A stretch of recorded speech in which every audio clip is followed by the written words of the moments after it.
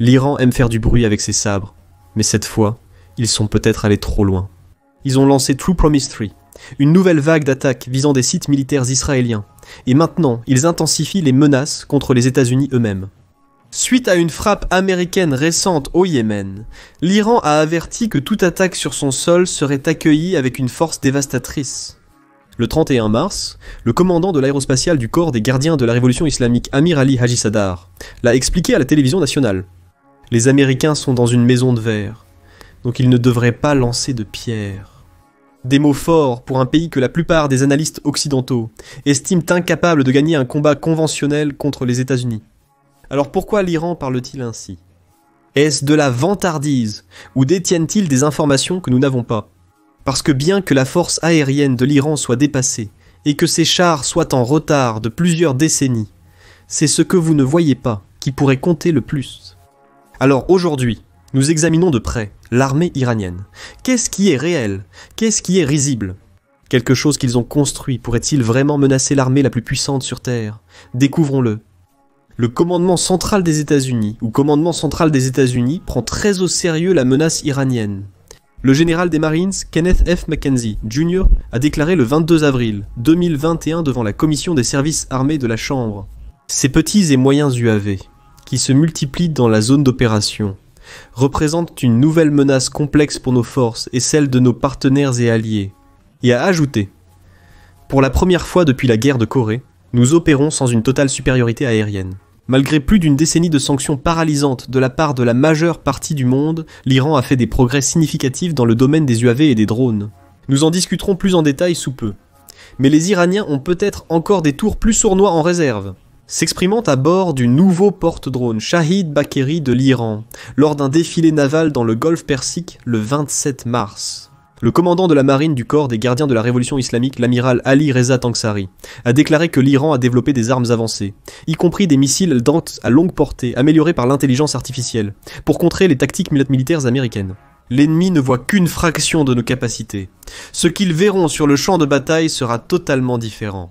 Naval Firepower ne liste que 57 navires dans la marine iranienne dans sa comparaison côte à côte entre les militaires américains et iraniens de 2025. L'Iran estime sa force navale à 97 coques, dont 24 sous-marins, 10 combattants de surface, 21, patrouilleurs et navires d'attaque en haute mer et 24 navires d'assaut amphibies. Pourtant, lors du défilé naval dans le golfe Persique, où Tangsari a pris la parole, plus de 3000 navires navals auraient participé. Ce nombre comprenait un large éventail d'unités, allant des petits bateaux de patrouille aux actifs maritimes civils, et a présenté des forces alliées du Liban, de l'Irak et du Yémen, toutes menant une démonstration de force conjointe. Le Shahid Bagheri lui-même, un navire de 180 mètres de long nouvellement commissionné, équipé pour les opérations de drones et d'hélicoptères. Et sans doute, la chose la plus proche que l'Iran a d'un porte-avions, n'apparaît pas encore sur la liste de Global Firepower ou Warpower Iran, probablement en raison de sa récente mise en service, le 6 février 2025. Il est donc clair qu'il y a un écart entre ce qui est connu des forces de l'Iran, du moins publiquement, et ce qu'elles ont réellement. Mais ont-ils quelque chose qui peut sérieusement menacer les États-Unis? Un domaine où cette possibilité peut être pratiquement définitivement écartée est la force aérienne délabrée de l'Iran. Dire que les États-Unis ont un avantage massif sur l'Iran en termes d'avions ne suffit pas à définir le gouffre entre les deux. La majorité de la flotte iranienne est composée d'avions et d'hélicoptères américains et soviétiques de 2e et 3e génération, depuis les années 70, et diverses tentatives de produire des contrefaçons locales conçues par les États-Unis. Au total, les différentes branches de l'armée iranienne sont estimées disposer d'environ 778 avions actifs à leur disposition, dont 39% sont des hélicoptères et autres aéronefs, à voilure tournante. 34% sont des avions de combat, et le reste sont des avions de transport, d'entraînement ou de missions spéciales. La flotte de combat comprend 63 McDonnell F-4 Phantom II, le pilier de la guerre du Vietnam qui a été remplacé par l'armée américaine dans les années 80, ainsi que 41 Grumman F-14, Tomcats 31, Northrop F-5 Tigers 23, Sukhoi Su-24 Fanst soviétique, 20 Sukhoi Su-22 Fighter 19, MiG-29 Fulcrum et 17 Chengdu F-7 S chinois. Tous ces avions, à l'exception peut-être des F-16, étaient à la pointe de la technologie à une époque, dans les années 60, 70 et 80. Aujourd'hui, War Power Iran les décrit généreusement comme obsolètes, presque obsolètes ou vieillissants, nécessitant de l'attention. On pense que l'Iran a une commande permanente pour des avions de chasse russes modernes Su-35. Pendant des années, on a parlé d'un potentiel achat de 24 avions, bien que ce nombre n'ait jamais été officiellement confirmé. Ce n'est qu'au début de 2025 que les responsables iraniens ont finalement reconnu que la commande était en cours. Cependant, aucune date de livraison n'avait été annoncée. Ces jets rafraîchiraient certainement la flotte vieillissante de l'Iran, mais en attendant, comme mentionné, l'Iran se concentre sur la rétro-ingénierie de modèles plus anciens, notamment le F-5 Tiger, un vestige de ses liens pré-révolutionnaires avec les États-Unis qu'il continue de répliquer et de modifier pour un usage domestique. Le premier effort basé sur le F-5 qui a été produit était le ESA Azakoresh, qui a fait ses débuts en 1997, bien que seulement 6 soient connus pour être en service actif. C'est plus ou moins une copie exacte du F-5. Équipé d'une queue monoplan, de 2 moteurs, d'un seul membre d'équipage et de rails pour missiles en bout d'aile. Le S-Psych, introduit pour la première fois en 2007, également avec une production de seulement 6, est également largement basé sur le cadre du F-5, mais a des ailerons de queue inclinés vers l'extérieur. La tentative la plus récente, le SE-COSA introduit en 2018 ressemble à une copie directe, mais avec de l'espace pour un deuxième membre d'équipage en tandem, avec le COSA comme sommet de la production aéronautique iranienne, et seulement 4 d'entre eux connus pour avoir été produits. Il est très peu probable que les hauts gradés militaires américains tremblent à l'idée d'affronter l'armée de l'air iranienne. C'est à moins que les tremblements soient dus à un rire incontrôlable. Comparé aux bombardiers B-2, aux F-18 Hornets et aux F-35 américains, pour n'en nommer que quelques-uns, ce n'est pas tant une question d'hommes contre garçons que de jeunes hommes frais contre de vieux hommes fatigués. Un autre domaine où l'armée iranienne est certainement très désavantagée par rapport aux États-Unis est la qualité de l'équipement de formation et des armes fournies à leurs forces terrestres, pour être sûr qu'il ne manque pas de nombre, et la quantité a une qualité à elle seule. Mais dans un pays où les sanctions ont compliqué l'obtention d'éléments essentiels tels que les antibiotiques de base. Comme vous pouvez l'imaginer, équiper une vaste armée avec du matériel de qualité, des armes et des munitions, a laissé leurs soldats désespérément sous-équipés par rapport aux normes de l'OTAN. L'armée iranienne est divisée en 3 branches principales, l'Artesh, ou armée régulière, le garde révolutionnaire islamique, et la Faraja, ou la force d'élite Faraja. L'ARTSH compte environ 420 000 personnels répartis entre les forces terrestres, la marine, l'armée de l'air et la force de défense aérienne. Ces troupes sont ensuite organisées en 4 divisions blindées, 2 divisions d'infanterie mécanisée, 4 divisions d'infanterie légère, 6 groupes d'artillerie, 2 divisions de commandos de forces spéciales, une brigade aéroportée, 3 à 4 brigades de commandos, un nombre inconnu d'unités d'aviation et d'autres brigades blindées et d'infanterie séparées. Le garde révolutionnaire islamique dispose également d'une force terrestre, d'une marine, d'une force aérospatiale, qui comprend le commandement des missiles Al-Ghadir, la force Quds de le garde révolutionnaire islamique, qui gère la guerre non conventionnelle, et le renseignement, et les réserves du siège de Bar. On estime à 190 000 le nombre de personnes dans le garde révolutionnaire islamique, plus environ 450 000 dans le Basij, tandis que le Faraja compte entre 200 000 et 300 000 personnes.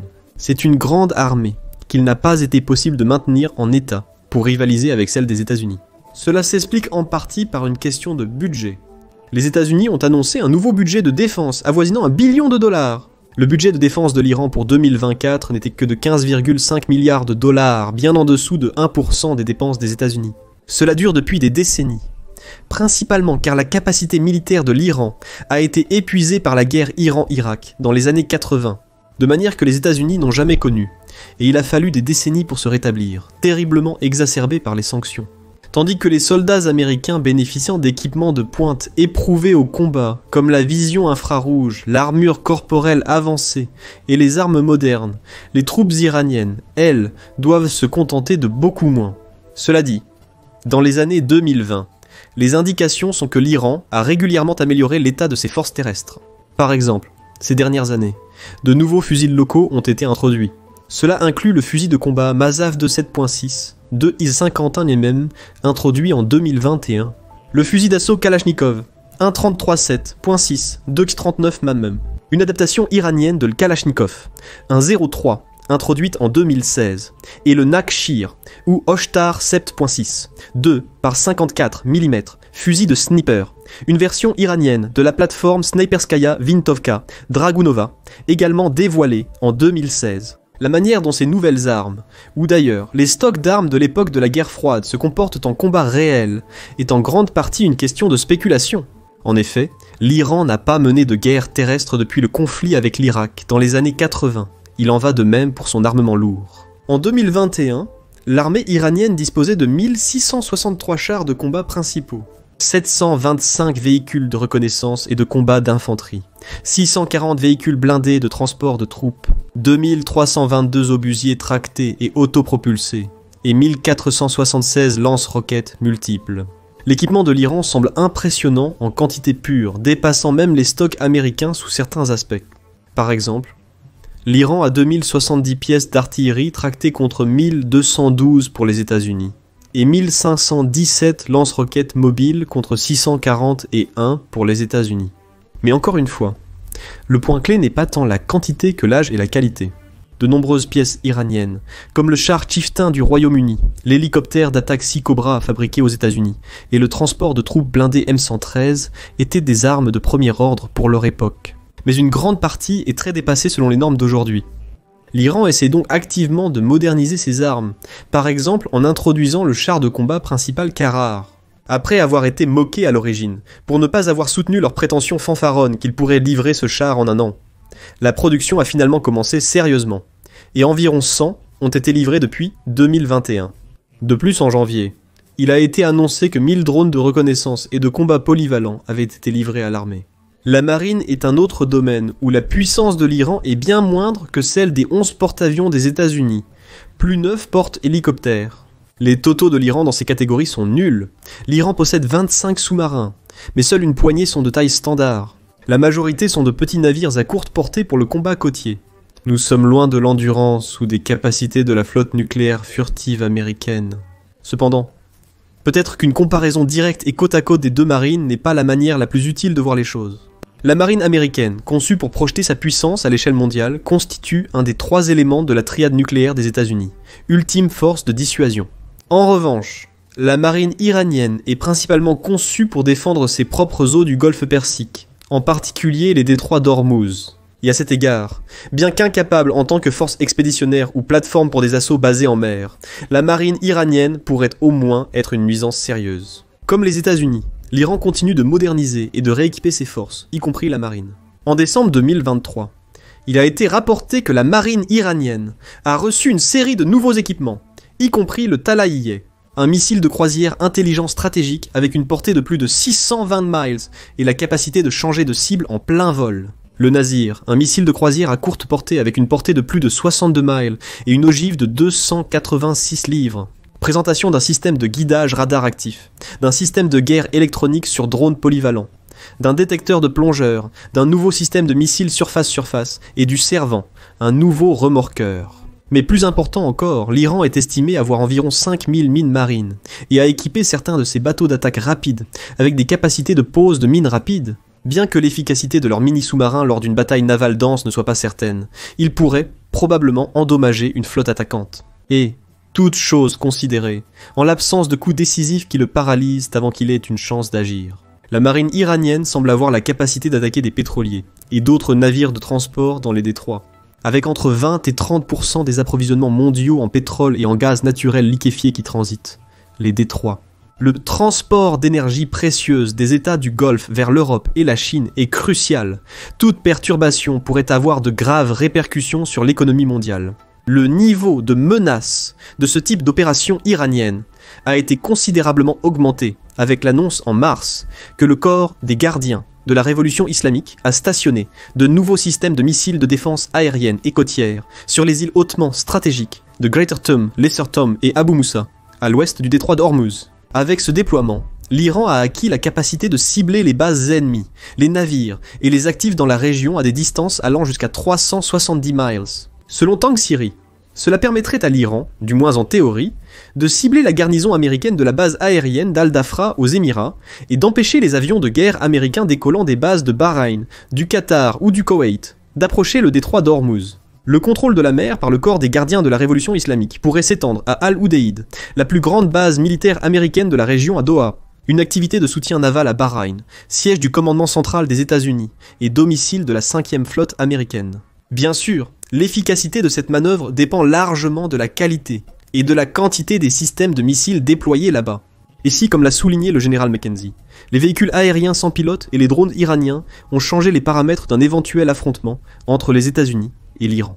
Il y a 3 autres domaines où la menace posée par l'Iran devrait également être prise plus au sérieux.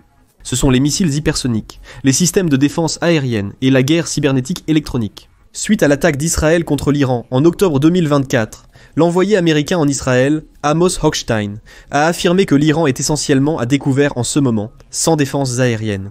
Selon les responsables américains, les frappes ont éliminé les 300 de l'Iran, le premier ayant été détruit lors de l'attaque précédente en avril. Ils ont également affirmé que très peu, voire aucun, des missiles israéliens tirés sur une vingtaine de sites par plus de 100 avions participants n'avaient été abattus, et que la production iranienne de missiles et de drones avait été sérieusement endommagée, notamment après l'attaque du centre spatial de Sharoud.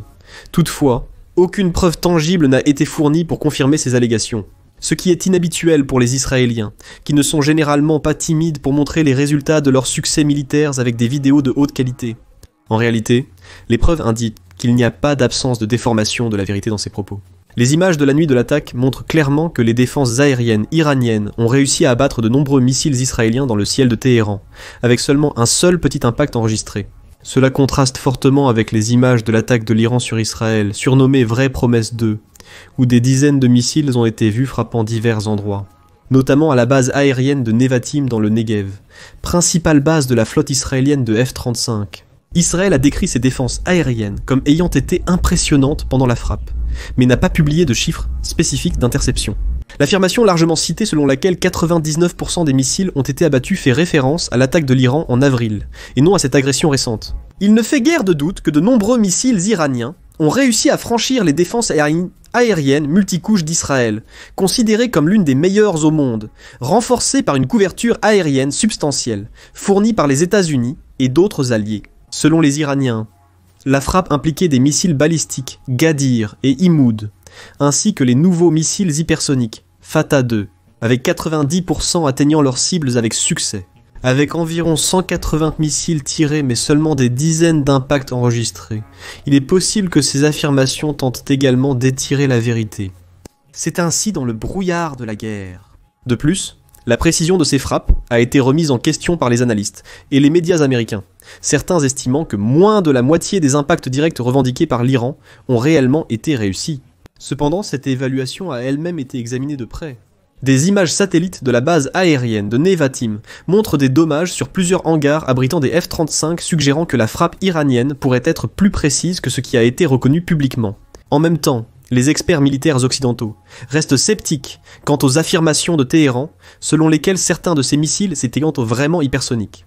Cependant, les déclarations de Hochstein sur la destruction des défenses aériennes iraniennes sont manifestement erronées. Leurs S-300 ne sont qu'un élément de ce qui est connu pour être un système de défense aérienne dense et multicouche, qui utilise une variété de radars, de réseaux et de systèmes de missiles solaires, ou systèmes de missiles solaires. Ce réseau comprend le Cordat 15, qui aurait la capacité de détecter, d'intercepter et de cibler jusqu'à 6 projectiles Causa à la fois, y compris les drones, les missiles de croisière, et les avions pilotés à des distances, allant jusqu'à 124 miles en utilisant le missile SIAD-3. On dit également que le système a des capacités anti-furtivité, capables de détruire des cibles furtives à des distances allant jusqu'à 28 miles. En janvier, l'agence de presse Tasnim a rapporté que ces unités de défense aérienne avaient été déployées sur le site nucléaire de Fordow, dans la province de Qom, et le complexe nucléaire de Kolnab, dans la province de Markazi. Et en avril, il a été rapporté que l'Iran avait commencé l'installation de 2 autres radars Qadir dans le sud du pays, pour s'ajouter aux 8 déjà fonctionnels, et à un autre déjà en cours d'installation dans le nord. Reste à déterminer à quel degré ces systèmes sont vraiment touchés. Mais les affirmations de Hochstein, selon lesquelles l'Iran est essentiellement nu, semblent de moins en moins crédibles jour après jour. Peut-être voulait-il dire que l'Iran était nu comparé à Israël, qui aurait été expédié. Un second système de défense aérienne, Terminal High Altitude Area Defense Made in États-Unis d'Amérique, vu comme le radar le plus avancé au monde. Puis à nouveau, en 2020. Le commandant de le corps des gardiens de la révolution islamique, Air Force, le général de brigade Amir Ali Haji Sadar, a affirmé que les forces de le corps des gardiens de la révolution islamique avaient réussi à mener une opération pour rendre inopérant le système de défense antimissile Terminal High Altitude Area Defense au cours d'un jeu de guerre massif. Peut-être qu'il ment, Peut-être pas. En effet, comme tout système de défense aérienne, le Terminal High Altitude Area Defense peut être compromis par des essaims de drones.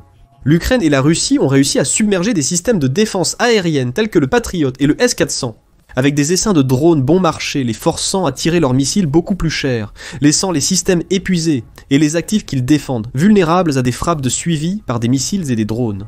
Et bien que les frappes israéliennes aient probablement perturbé la production iranienne de missiles et de véhicules aériens sans pilote comme revendiqué, l'Iran semble toujours avoir d'énormes stocks des deux. En janvier, l'Iran a diffusé des images de l'une de ses villes souterraines de missiles, affirmant qu'elle ne montrait que 10% de l'installation complète pour des raisons de sécurité. La vidéo montrait des kilomètres de couloirs alignés de missiles dans un complexe de haute technologie décrit par les commandants iraniens comme un volcan dormant qui peut entrer en éruption à tout moment. Bien que l'authenticité des images soit incertaine, la démonstration visait clairement à avertir les adversaires. Une base similaire, révélée plus tôt ce mois-là, semblait être plus axée sur les opérations navales et sous-marines. Les images étaient-elles exagérées ou soigneusement mises en scène pour un effet maximal ? Ignorer ce message par pure arrogance serait imprudent. On pense que l'Iran a des dizaines, sinon des centaines, de ces installations dispersées dans tout le pays, contenant des dizaines, sinon des centaines de milliers de missiles et de drones, creusés profondément dans la terre et les montagnes évidées. Sont-ils vulnérables aux 30 000 bombes destructrices de bunkers GBU-57 des États-Unis, qui seraient l'arme de choix pour attaquer ces installations ? Les États-Unis ont-ils assez de GBU-57 pour tous les éliminer ? Nous ne pouvons que spéculer.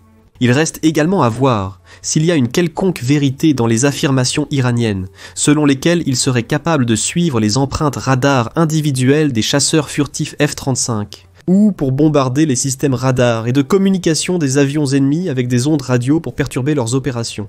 Si c'est avéré, ces capacités compromettraient et compliqueraient grandement les plans d'attaque américains. En attendant, l'Iran continue d'annoncer de nouvelles capacités de missiles guidés par intelligence artificielle de drones, de guerre électronique et de défense aérienne, qui du moins sur le papier, semblent dignes de considération. Avant de planifier une attaque, il faut identifier les menaces potentielles. Si une première frappe de décapitation pour éliminer le leadership, les défenses aériennes et les villes de missiles ne se déroulent pas comme prévu, la possibilité d'une rétorsion destructrice contre la soixantaine de bases américaines sous le commandement du commandement central des États-Unis-Israël et les champs de pétrole et de gaz des alliés américains dans le voisinage ne semble pas être un résultat qui devrait être pris à la légère comme le suggèrent certains analystes occidentaux. Mais qu'en pensez-vous ? L'Iran a-t-il une chance face aux États-Unis ? Les dernières armes de l'Iran risquent-elles d'être aussi douteuses que leur arsenal hérité ? Y a-t-il des technologies militaires iraniennes qui vous préoccupent ? Ou sont-elles toutes simplement mauvaises ?